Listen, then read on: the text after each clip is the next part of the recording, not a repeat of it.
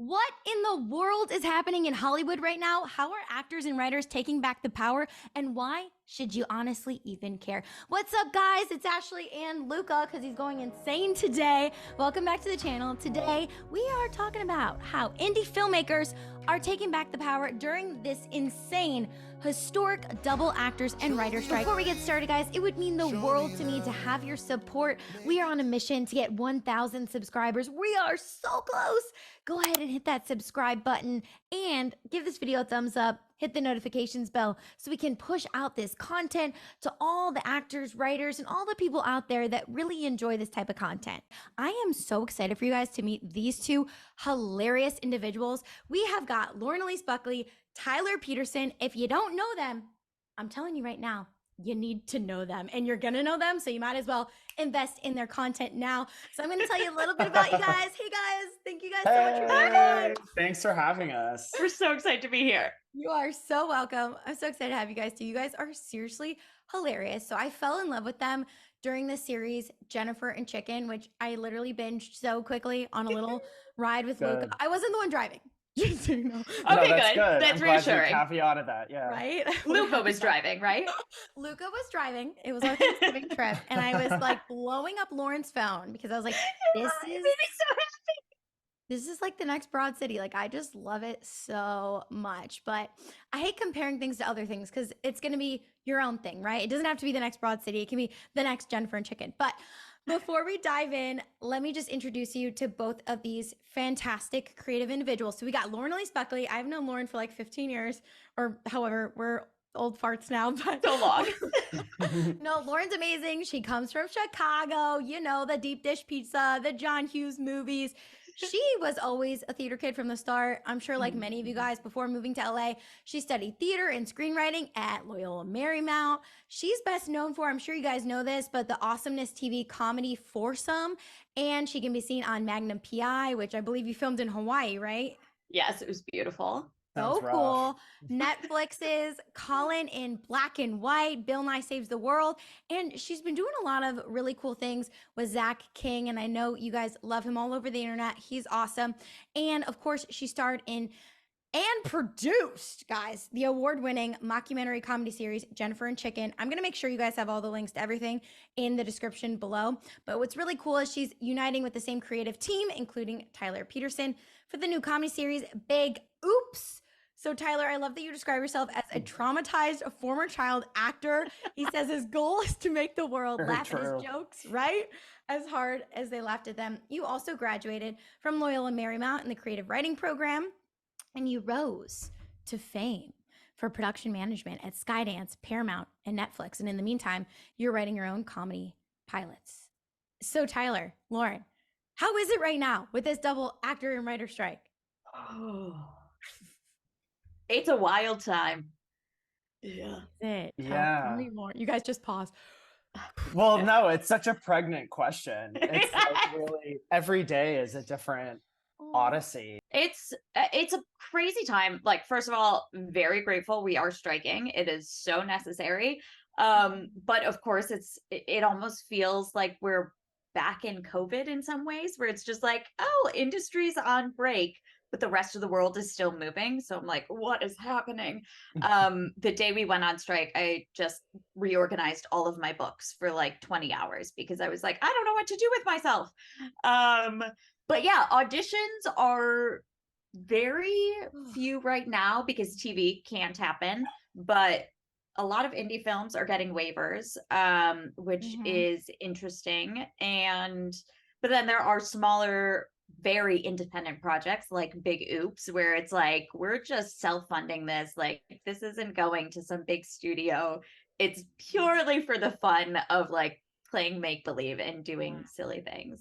And so it's been that's been the positive, is like, it's giving a little time to invest in the things that actually fulfill us instead of just like on the hamster wheel with the grind. Yeah. I mentioned in one of my other videos, and I'll link it also in the comments below, that everyone's kind of self-care during this time is totally going to look different. And sometimes it might be like going to the picket line every day, but other times it's like, I need to organize my bookshelf for 20 hours and I need to go like make some good stuff. So, Exactly. so I commend you guys so much, Tyler. I mean, even on the writer side, what made you guys like, okay, let's do our indie project now?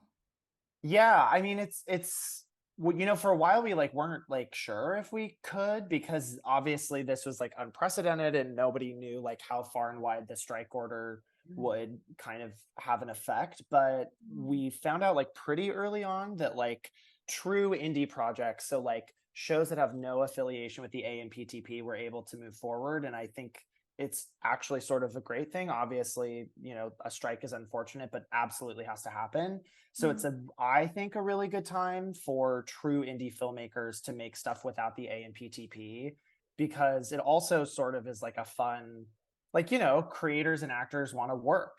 Like they just want to create stuff. And even if it isn't for like the big sexy streamers and stuff, it's like a great time to move forward and create something on our own. And SAG has been like fantastic in like letting us do that. So it's like actually weirdly, it's weird to say it, but like a cool time to like make true indie projects, which is like kind of what we're doing. So we'll see. Yeah, See how you it shakes mentioned, out. yeah, we'll see how it shakes out for sure. You guys mentioned that it feels kind of like the pandemic. And I have a lot of friends as well in production, and they've told me a part of them feels like it's even worse than the pandemic because they can't develop anything, on their end, working at the big studios. So it's really cool that you guys are taking back the power, and I really commend you guys for doing that. I'm a big fan of indie filmmakers. There's something, if you guys noticed, that they both said, which was true indie projects. What makes you both say that?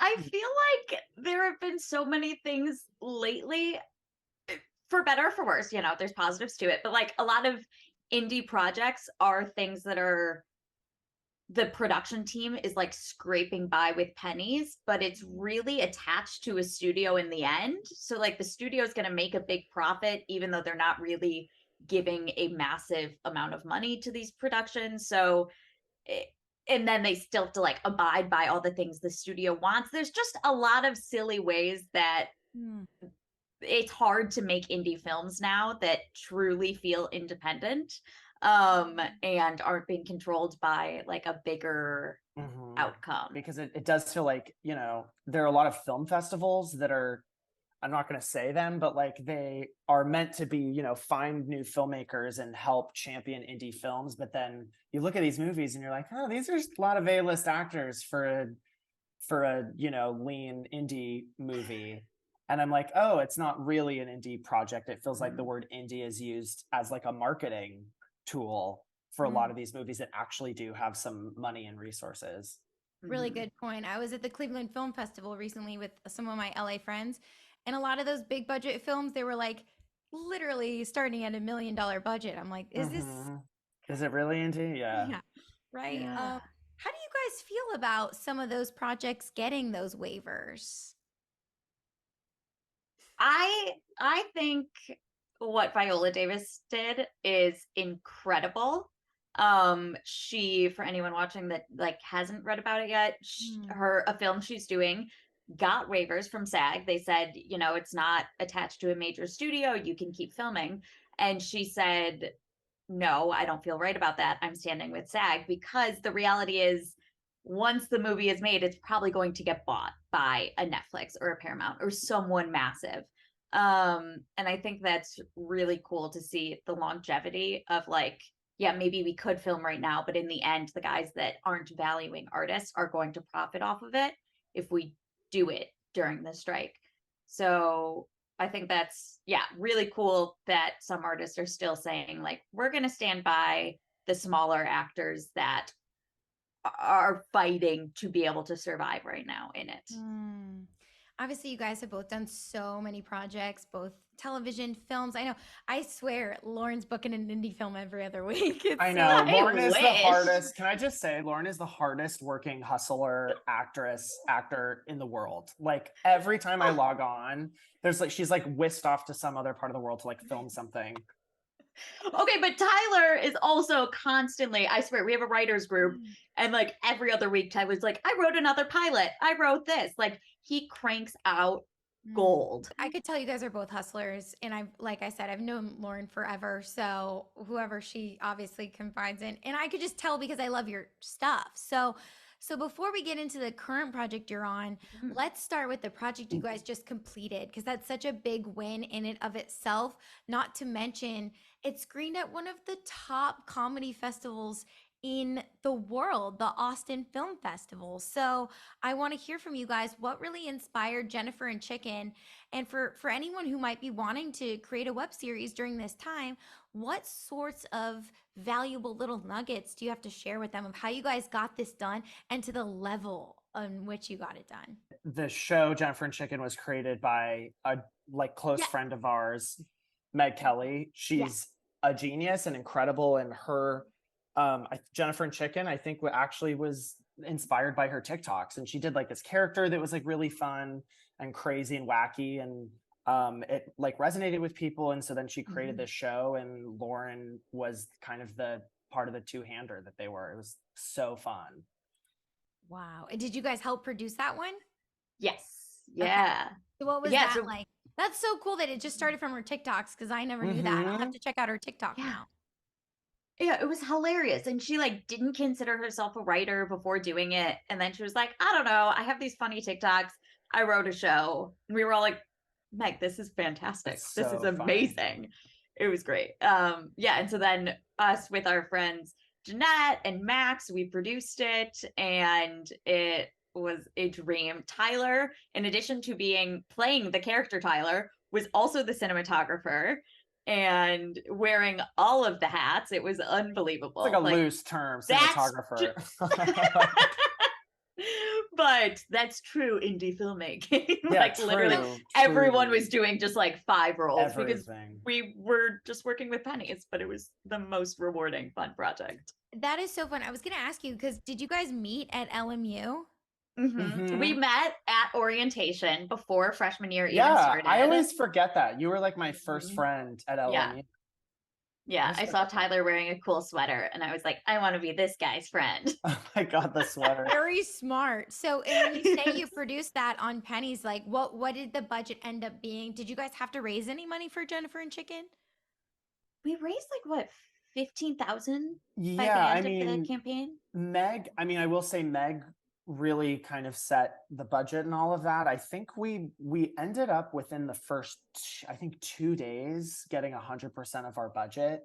And so we ended up like stretching it a lot further than we ended up raising a lot more than we thought we would or could. And I can't remember what our final budget was though. Did the main like takeaway from that, did she just gain, I can't believe I'm unaware of this, but did she just have such a big following on TikTok that that's really what helped the crowdfunding? Not even like her TikToks did well, and like friends really loved it, and she did have a couple that went like more viral, but it was really just which I think is so exciting for all, creatives.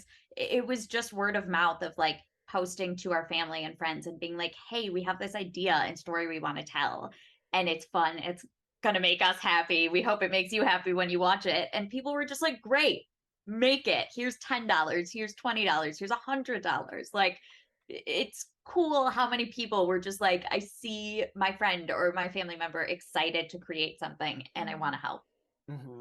What takeaways do you guys have from that experience? I know you're given a lot of credit. Obviously, it's Meg's show, right? She created it, she wrote it, but you guys were a big part of it as well.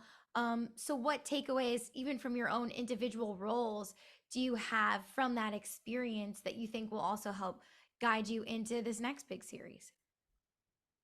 I mean, I learned that I guess the big lesson is that people want to help, and like it's wild even on this project like how generous people are. And I think especially now, kind of with the atmosphere right now in LA and New York, is like everyone's championing artists right now, and I'm always surprised at how willing people are to help, and like how many like cheerleaders we have and had on Jennifer and Chicken and have now, like but in order to get to that, you just have to like blast the word out. There's so much, social, and Lauren is master of this, social media posts, like messaging friends, getting the word out there is so important, because there are people out there who like want to help and want to give. You just have to like give them the information and really like get the word out.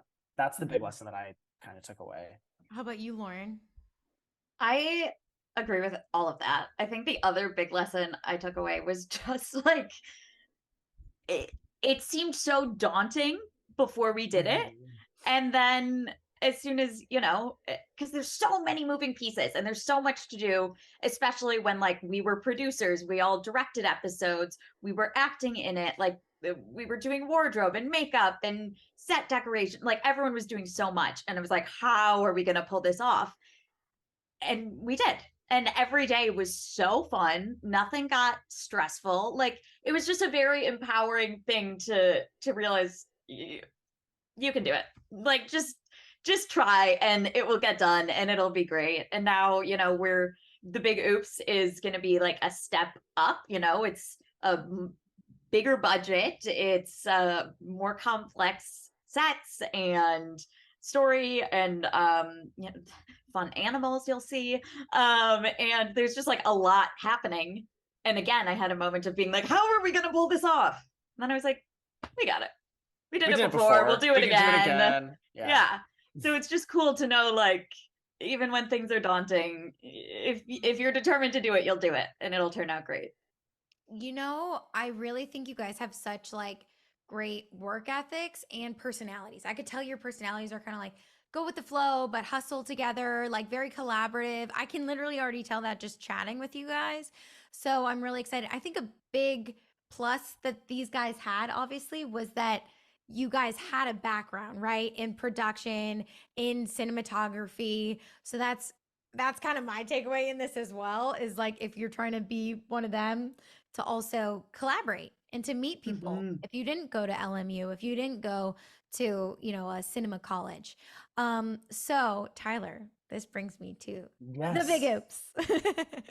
So I read this little storyline. I'm watching your trailer. Tell everyone what the big oops is all about. It's the dumbest, I will say it's the dumbest show I've ever written, but it was sort of like, I remember for a while just feeling so guilty about how much I missed lockdown. Like I've never gotten more sleep. My skin has never been better. I've never been in better shape. And it was like during this like horrific like world event that was awful and harrowing and all of that stuff. But I was like, I don't think I'm the only one who kind of silently misses lockdown. And so it's like, oh, I'm just going to write a show about like two idiots who think that they can try to start another one so they can go back into lockdown because they don't want to work, which is like kind of based in reality. I mean, I didn't try to start a pandemic, but like I do long for the days of lockdown a little bit. And so I was like, why don't I take, because I had kind of, spent a lot of time in the corporate world at Paramount and stuff. And it was great and it was super fulfilling, but I was like, oh, I kind of want to do my own project for once. And so I'm taking, 7-8 months off from kind of the corporate world to get this going. And so far it's been really, really fulfilling, very, very busy and very stressful. But ultimately, I think it'll be worth the time. And I have a great team. We have a great group of people that want to, do it together. So it's great so far. I don't think you're the only one who misses lockdown. My best friend and I lived together at the time, and we were like, we loved lockdown. This is great. And you feel awful you feel for guilty saying it. I know. But I think the pandemic can be awful and horrible, and that can coexist with our wanting to go back into lockdown. Like those two things can be true. And it's a series, correct? Yeah, it's it's pretty short. It's a self-contained story. It's 5, I think 8-minute episodes, 7-minute episodes. There's a couple ways that we can strategize to give it some more longevity and to make it more than just the self-contained story. But I think we all really wanted to tell a story that was self-contained and kind of its own brand of weird and wacky. So have you guys noticed the 5 to 8 minutes being like a key kind of good? Yeah, I'm getting nods. Yeah. All our attention spans. Like sometimes I am very guilty of, starting a show and like within the first 3 minutes, I'm like, I'm bored. I'm going to go on TikTok. And so I kind of like unless it really grabs me, Yeah. I think the shorter format is really interesting, and it's a challenge too, like, from a writing perspective.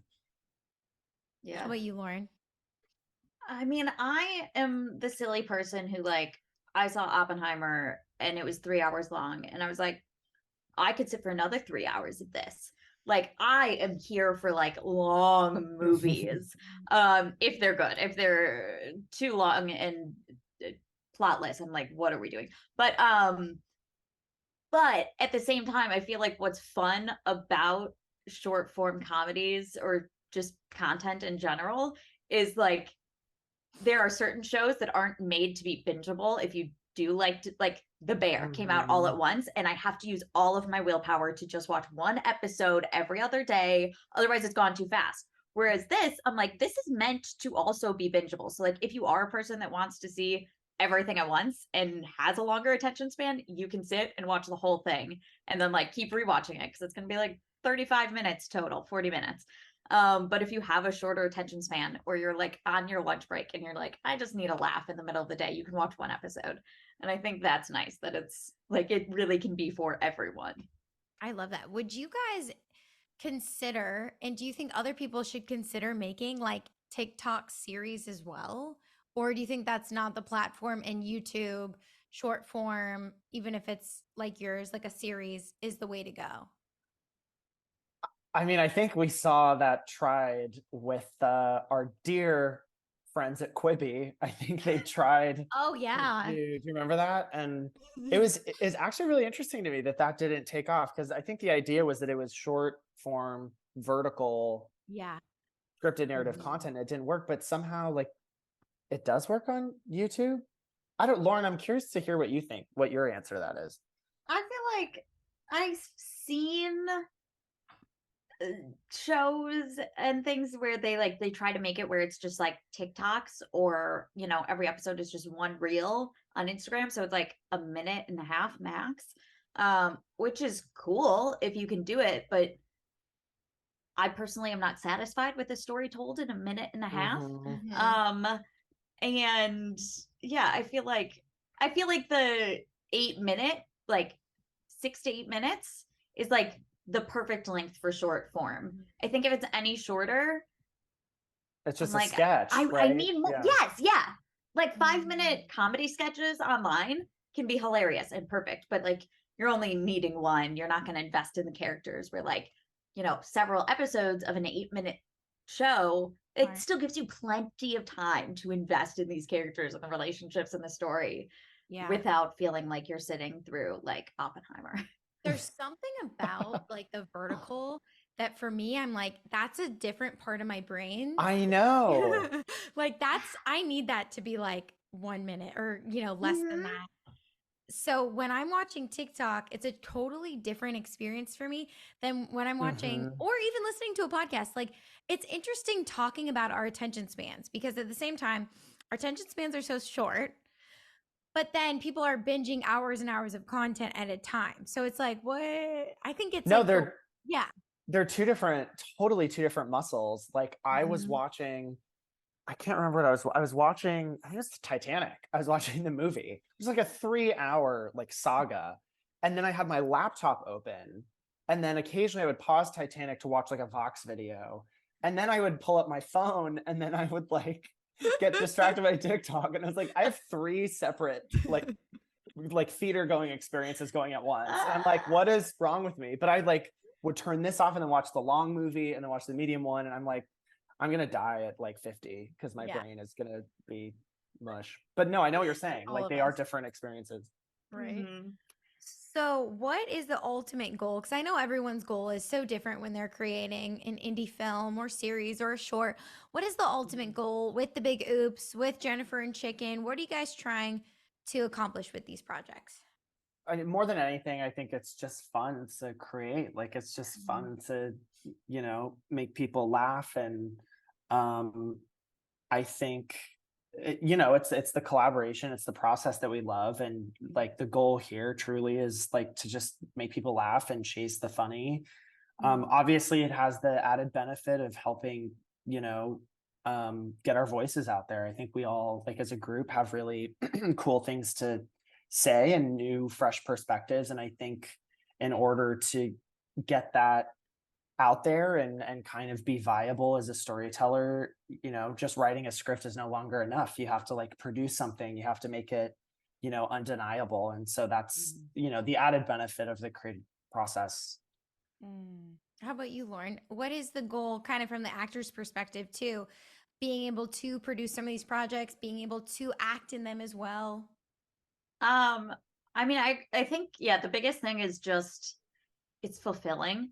And it's like we're in this industry for the sake of creating stories, and sometimes it's feels very hard to do when, you know, it's just you're auditioning nonstop, which is exciting, but like you're not necessarily on set actually building the worlds. So it's just very fulfilling to get to do that. And then to get to do it with your best friends is there's literally nothing better in the world. Like our time on Jennifer and Chicken were some of the best days of my life because I was just like, we're just playing and goofing off and having fun and like hanging out with our favorite people while doing our favorite activity. What could be better? And then at the same time, it is, yeah, it's like a little bit of a chance to create your own calling card where instead of like waiting around and hoping you get like a really good clip for your reel, it's like, great, now, you know, with Jennifer and Chicken, I got to create a character that I love and like use that material then instead of hoping I would get that character, like be cast in that role. You guys And take then advantage yeah. of the resources? Like, have you guys been sending your materials to agents and managers or casting directors? Has that helped?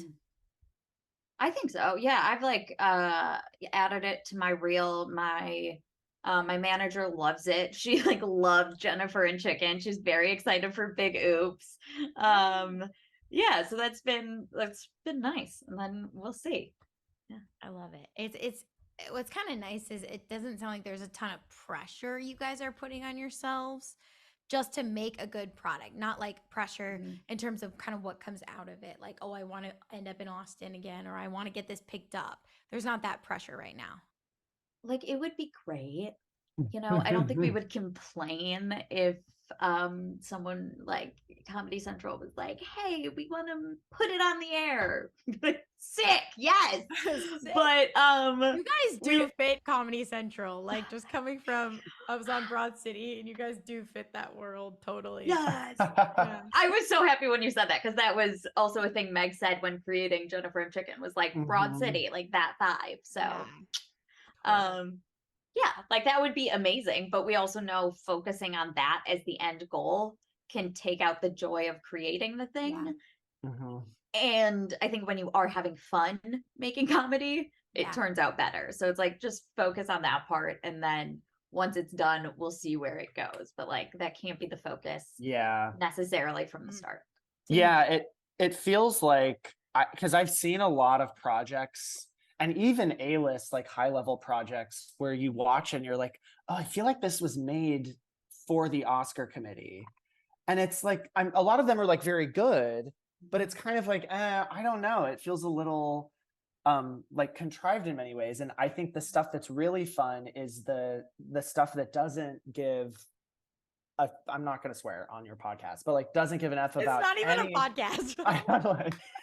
I'm not going to swear on live national television, but it's the people who like don't give a fuck about the awards and the like laurels and stuff that like really are producing good stuff because it's very hard to make something good that is in pursuit of someone else's like judgment. Whereas if you kind of just do something like with this, like we're just trying to make something that makes us laugh and like maybe some other people will find it funny, but like it's very liberating to like not have to care or worry about what other people think about it. And I think it'll be funnier and better because of it. I totally Or not. Maybe it'll be awful. This could be horrible advice. No, I'm really, really excited. Like I said, I didn't really know what your show was going to be about, Tyler. And I was watching your trailer. I'm like, this guy is just got it. Like he's just got that thing in him that gets it. It's so funny. Thank you. That's very If sweet. for people who have never produced anything, give a quick roadmap to what they should do, especially because, like you guys said, producing your own content right now, indie content, it just helps you like emotionally, right? So Mhm. give them a few tips on how to get started. What are those first couple of steps to get started? My biggest tip would just be like surround yourself with other good people that want to create things. Mm, Because I think there can be people that are competitive that are like, this is going to be my thing, my baby. Like, I want full Hmm. control, which, like, great. If that's you, you do you. But for us, I think what has made it successful is just being like, okay, work with people you trust and like you admire, mm. and something better will come out of the collaboration. Cool. Okay. Surround yourself with that good group. Tyler? Mhm. Yeah, I mean, I agree. I think that's probably like one of the most important things is, Mm, surrounding people who you trust and who you can like make mistakes with. Like, I can't tell you the number of shitty scripts I've brought into the group that, I needed to kind of get out of my system before I could write something that was halfway better. mm, But I think in terms of like production, in addition to what Lauren said, I think you just kind of need a story that you're really jazzed about. Like, Mhm. the production stuff is very technical, and it can sometimes be very stressful because there's a lot of moving parts and stuff. But ultimately, if you're doing it to tell a story that you're really jazzed by and really excited by, then it is becomes so much easier. Like, there are a lot of times on big oops where I'm like, dealing with a budget or a document or something, and I'm just like, oh my God, this is a lot of work and you have to think strategically, but then I'll like remember why I'm doing it, and I'll remember like the story that I want to tell and the jokes that I want to tell, and then it suddenly becomes all worth it. So I think Mhm. having a script and story and characters that you're jazzed about really helps. would you say also, I'm just thinking of because we did a web series years ago, but I remember having no expectation of I have to create a web series or it has to be a film. We just went with wherever that story was kind of best Hmm. placed. Would you say that as well? Mhm. Absolutely. Like, I think now, as we can see, Mm, there's so many like formats for shows, and I think the mm, story should come before form all the mm. time. Yeah, I think that's totally exciting. On like the practical side for like creating your own stuff when it came to breaking down budget, because that is not my strong suit, so thank God we have Tyler and smarter people. But Not my strong I suit either. yeah. Tyler's been making the most like detailed budget, and I've been like, wow, what a brain this man has. Brains and beauty. But I think the biggest thing has is to know, like, if you are working with a teeny tiny budget, especially, like, we found the best things to invest your money in, however little it is or however much, is like the the cinematographer and the camera makes such a difference, and sound makes the biggest difference. Like, those were the top two things, and crafty, because it's I was like, gonna say, and food. You can't forget food. mhm, like all of the actors, the directors, pretty much everyone on set is doing it for free for our stuff right now because it's very indie, and just for the love of doing it. But like, just keep people well fed and they'll stay in a good mood and they'll be happy to be there. But like the sound quality and the camera quality are what make the biggest difference. And then like if you can have budget for like a great editor at the end, then I think that is like the next thing. This was so Mhm. awesome chatting with you guys. I want to end on a note of when you wake up in the morning, what's that first thing that keeps you going, especially during this strike when we don't know when it's going to end necessarily? Coffee. Lauren, take it. Oh, yeah, there you go. uh no, I think on a more serious, coffee and my cat. But I think just remembering why we're actually doing it, like when it comes to the strike, because it's like, Mm, you know, I was pinned for a thing right before the strike, and now I'm like, well, that's probably not happening mm, because of everything. But it's like, whatever good things and bad things are coming out of it, it's the actual reason why we're pursuing art is not because of the business side. It's not because of like the money that could be at the end of it, because for a lot of people, like, you don't get wildly rich from this industry ever. Like, that's not the goal. So it's just, I think, remembering that, like, you're pursuing the thing you love most, as hard as it can be at times, and that's all that matters. And like, if you still love it and it still feels worth it, then like, great, you're on the right track. How about you, Tyler? Such a good question. I mean, yeah, coffee is definitely my first answer.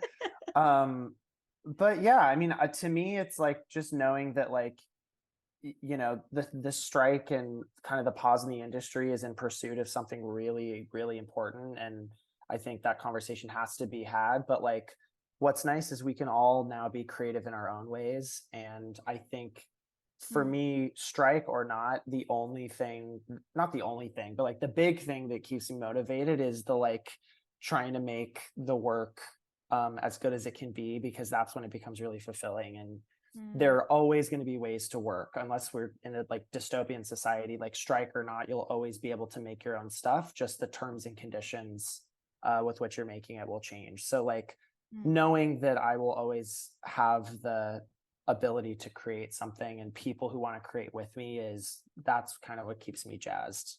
No one can take that away from you. Yeah. Well, guys, I am so thankful for you guys. I just know you guys are going to blow up. You are. You really are. I just have this Very feeling deep down. sweet. And I've never been wrong. I said that about Angelica and I said that about Marissa. And they're both huge now. And that's awesome. But you guys, you have it. You have that gift of comedy. You have the camaraderie, you have the friendship, and they've got the hustle. If you are not already following them, guys, I need you to follow them right now. We got Lauren Elyse Buckley, we have Tyler Peterson, and more importantly, go support Big Oops. I'm going to go ahead and put it in the comments below. I'm going to donate right after this. I forgot to donate. I'm donating right after this. Thank you, Ashley. Because That's we gotta very see nice. this. We got to see it get made. You can be a part of something special. And what's really cool is you're going to be a part of it from the beginning. So it means so much to these artists to really invest in them. They invest in you by making this content for you. So it's really important for you to invest in them. Talk about investment. Here's something you can do for $0, and that is hit the subscribe button. Give this video a thumbs up so we can push it out to more cinema lovers. And thank you guys so much for watching. We'll see you next time. Bye, guys. Bye. Thank you for having us. You're It was so welcome. fun. Show me